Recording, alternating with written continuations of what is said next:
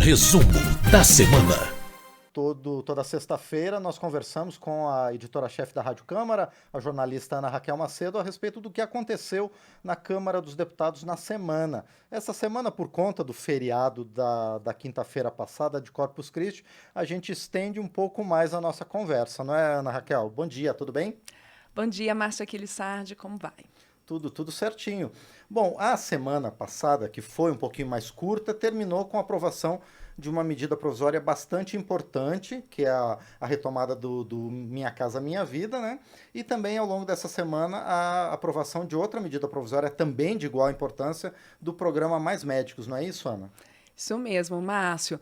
E é interessante a gente começar aí pela medida provisória do Minha Casa Minha Vida, porque, de fato, como você mesmo colocou, a gente teve votações mais curtas na última semana, por conta do feriado do Corpus Christi, mas os deputados chegaram a aprovar, então, a MP do programa Minha Casa Minha Vida. E nessa semana, os senadores concluíram a votação dessa medida provisória, aceitando ali, acatando o texto que já havia sido aprovado pelos deputados, e com isso, então, a medida vai à sanção presidencial. E por que vai à sanção? A medida provisória, lembrando aqui quem acompanha a gente no resumo da semana, quando o presidente edita uma MP, ela já tem validade imediata. Só que, para que ela seja de fato incorporada à legislação brasileira, ela precisa ser confirmada por deputados e senadores. E se os parlamentares modificarem essa medida provisória, que foi o que aconteceu com a MP do Minha Casa Minha Vida, ela precisa, então, ir à sanção presidencial.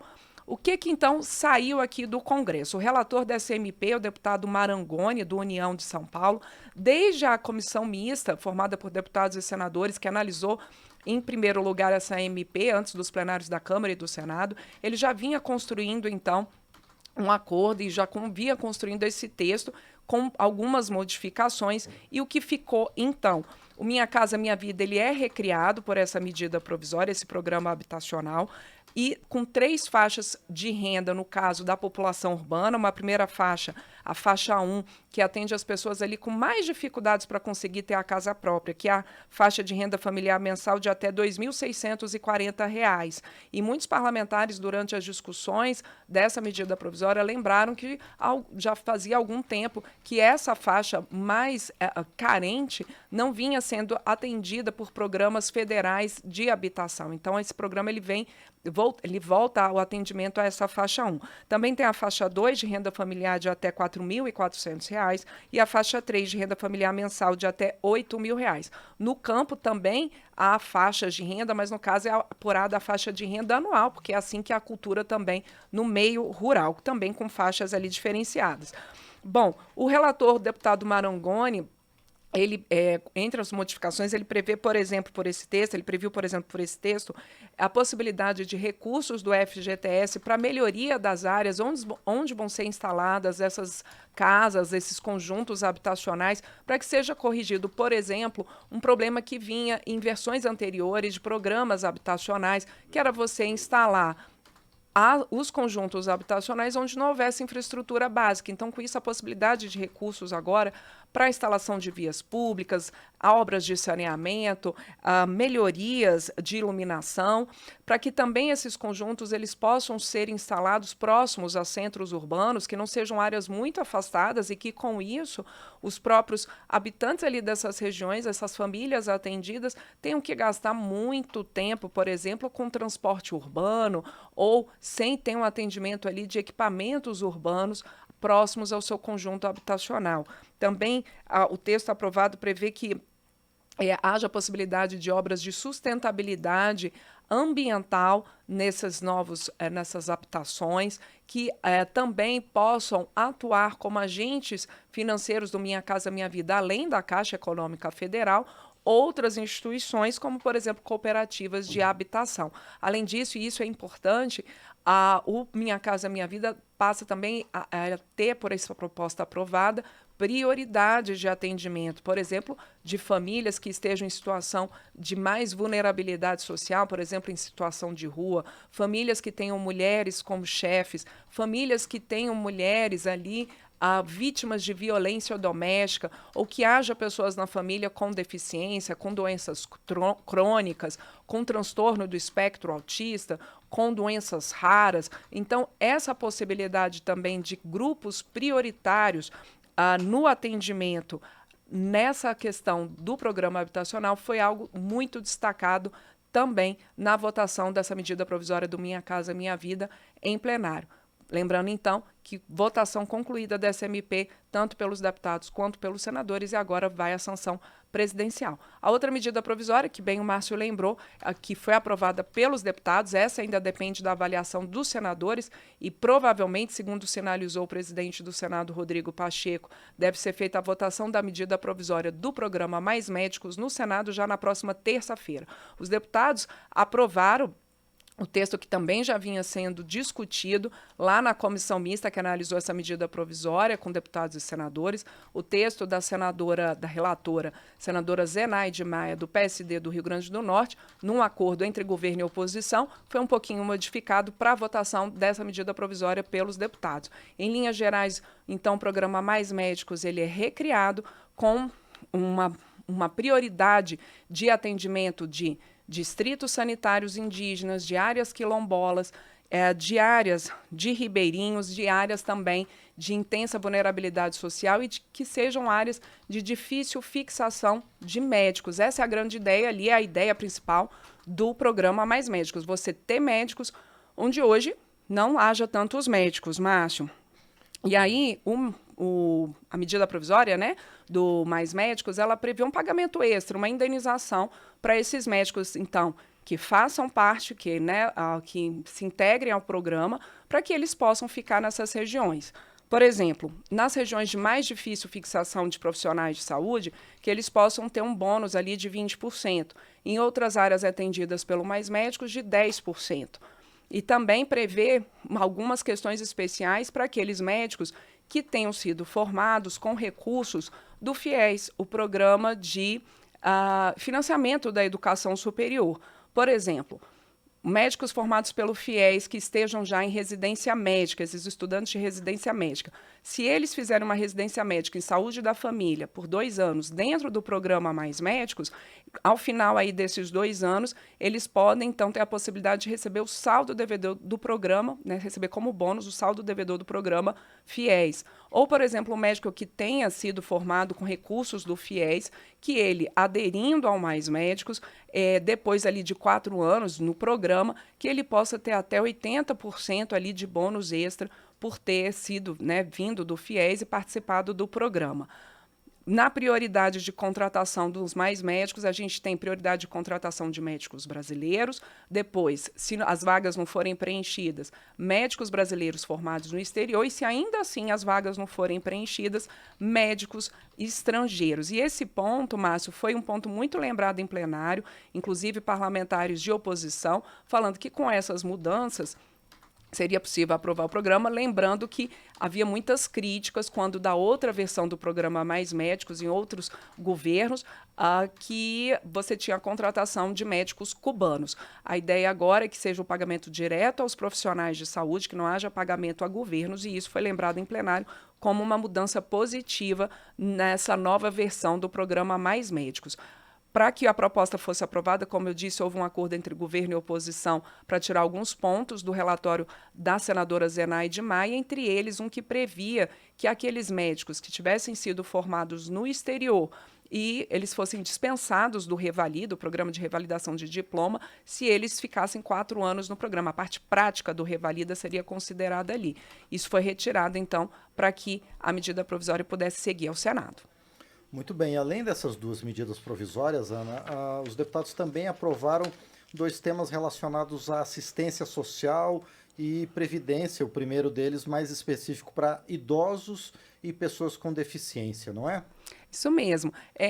Tem uma questão aí importante no caso dos idosos, Márcio, que os deputados fizeram essa votação nessa semana do dia 15 de junho, que 15 de junho é o dia de combate à violência contra os idosos. E aí eles votaram esse projeto, que é um projeto do Senado, que passou por modificações agora pelos deputados, por isso ele retorna ao Senado, mas é um projeto que prevê que seja possível a aplicação de medidas protetivas no caso de idosos e pessoas com deficiência que sofram violência doméstica, medidas protetivas semelhantes ao que hoje já existe com a Lei Maria da Penha, por exemplo, o afastamento do agressor da residência, a proibição de que o agressor chegue perto da vítima, se ele tiver porte de arma, que esse porte de arma seja cancelado ali para ele.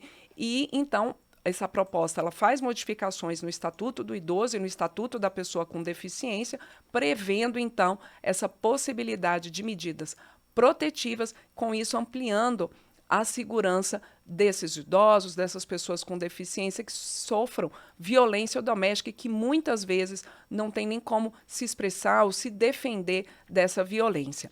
Também foi aprovado um projeto que, de certa forma, tem relação aí com a questão também dos idosos, mas no futuro, que é um projeto do governo que prevê que possa ser usado como garantia de crédito, garantia de empréstimos, o saldo devedor ali colocado em programas de previdência complementar ou fundos de capitalização. A ideia do governo, que foi acatada pela maioria dos deputados, é que esses recursos que estão ali garantidos, eles possam, então, na hora do cidadão pegar um crédito, um empréstimo, ele tem a possibilidade de juros mais baixos, porque tem a garantia do pagamento caso haja algum problema, né, na quitação desse empréstimo. O que é previsto ali como regra é que durante o prazo, então, de quitação desse crédito, desse empréstimo, o beneficiário, né, ele não pode sacar esse saldo do plano de previdência complementar e o prazo para quitação do empréstimo também ele não pode ser maior do que o prazo em que está prevista a aposentadoria dessa pessoa para poder resgatar esse plano de previdência complementar. Mas não foi uma proposta aprovada totalmente sem discussão, sem polêmica, porque, inclusive, partidos da base do governo questionaram, dizendo que isso pode ampliar o endividamento do trabalhador, mas a maioria dos deputados entendeu que não, que isso seria uma forma, e esse é o argumento do Ministério da Fazenda, do governo, que é uma forma até de garantir esses recursos da Previdência Complementar lá no momento que o trabalhador for aposentado, para que ele, num momento de dificuldade financeira durante a sua vida laboral, não precise sacar esses recursos de previdência complementar para conseguir dinheiro, que ele possa, então, buscar empréstimo e usar esses recursos, esse saldo, como garantia. Essa proposta ainda precisa passar pelo Senado. Bom, agora vamos fechar esse balanço com mais 3 propostas que foram aprovadas aqui na Câmara. Um a respeito do combate a catástrofes, outro sobre perdimento, vai explicar bem o que é isso, né, Raquel Macedo? E uma outra proposta que rendeu bastante polêmica, que é sobre pessoas politicamente expostas. O que são essas 3 matérias, Ana? Tem bastante termo para explicar, né, Márcio? Exatamente. Vamos lá, vamos começar pelo mais simples, que é a destinação de parte da arrecadação de multas, de recursos com multas ambientais e reparação de danos ambientais para o Fundo Nacional para Calamidades Públicas, Proteção e Defesa Civil. Esse fundo ele já existe há mais de 50 anos, só que ele ainda não tem uma fonte certa de recursos para ele.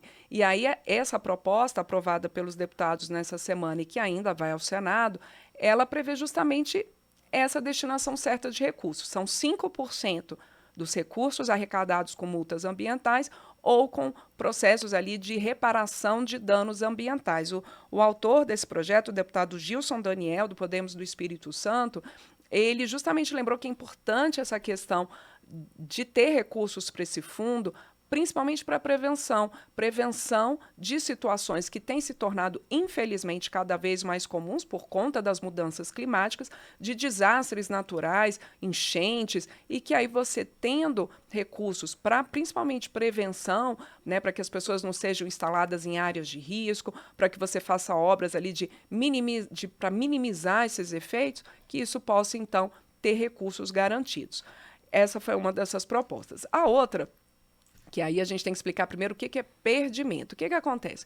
O Ministério da Fazenda encaminhou aqui para avaliação da Câmara e do Senado um projeto para que as regras, no caso de perdimento, elas sejam compatíveis, as regras brasileiras, para recurso, no caso de perdimento, essas regras elas sejam compatíveis com um acordo que o Brasil tem com a Organização Mundial do Comércio. E o que é perdimento? Perdimento é um termo utilizado pela Receita Federal para uma infração para que aquele importador que não faz no tempo correto, que não segue ali o trâmite aduaneiro correto, o pagamento de taxas, para desempatar ali uma importação que chega, e aí essa mercadoria vai ficando ali nos portos, vai ficando ali, né, sem conseguir ser retirada, dá para poder, né, entrar no país como um todo, que quando esse importador ele não cumpre esses prazos, então, e nem o pagamento dessas taxas aduaneiras no prazo correto, ele pode sofrer essa infração, que é o perdimento, quer dizer, ele perde essa mercadoria e ela é incorporada ao Estado.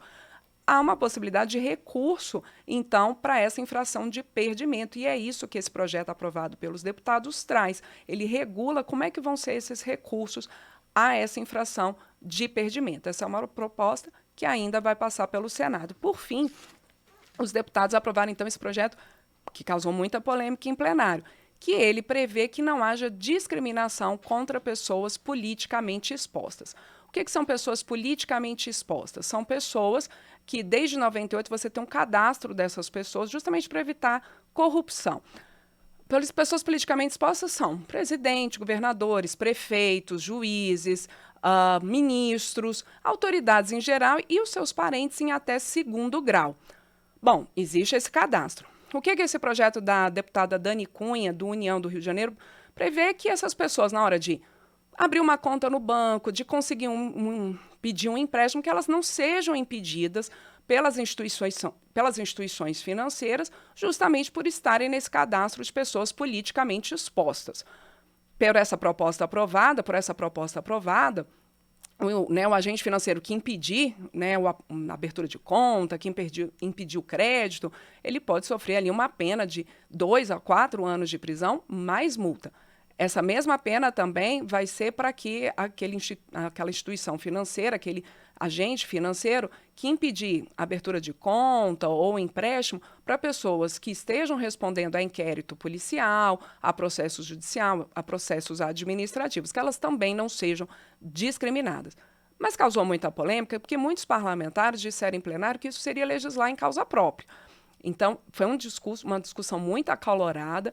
Inclusive, essa proposta, originalmente, ela previa até que você tivesse a penalização para o caso de injúrias, de xingamentos a autoridades, mas o relator, o deputado Cláudio Cajado, do PP da Bahia, retirou essa parte, disse que isso aí já estaria, né, injúria, já estaria atendido até pelo Código Penal, mas que garantir que essas instituições financeiras não discriminem as pessoas politicamente expostas seria uma forma até de atender à Constituição, e porque você não poderia ali, você teria que levar em conta a presunção de inocência.